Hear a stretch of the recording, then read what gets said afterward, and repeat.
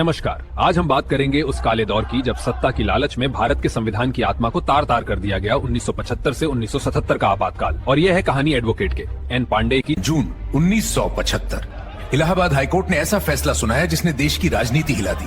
कहा गया इंदिरा गांधी का 1971 का चुनाव अवैध है। उन्हें अदालत का फैसला, इंदिरा नेहरू को सांसद और कांग्रेस अध्यक्ष के पद से हटा दिया जाता है और अगले 6 वर्षों तक वह कोई भी चुनाव नहीं लड़ सकती।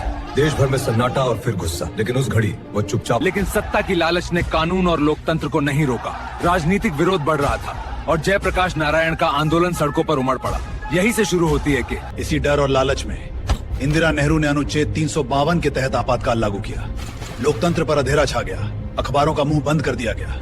ऐसे आंतरिक संकट कहा गया, मगर हकीकत यह थी इंदिरा नेहरू गांधी को अपनी कुर्सी बचानी थी। आवाजें उठी, सड़कों पर लोग उमड़े और उन्हें चुप कराने के लिए लाठियां और सलाखें दी गईं। देश भर में न्यायपालिका की दीवारें दरक रही हैं, तराजू झूल रही है, पर संतुलन कहीं खो गया है।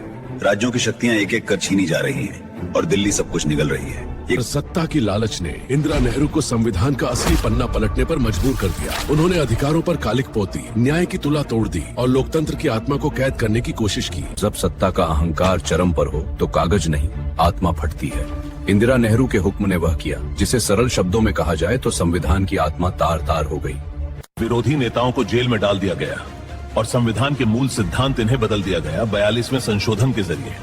लेकिन इस अंधेरे वक्त में भी कुछ लोग चुप नहीं बैठे।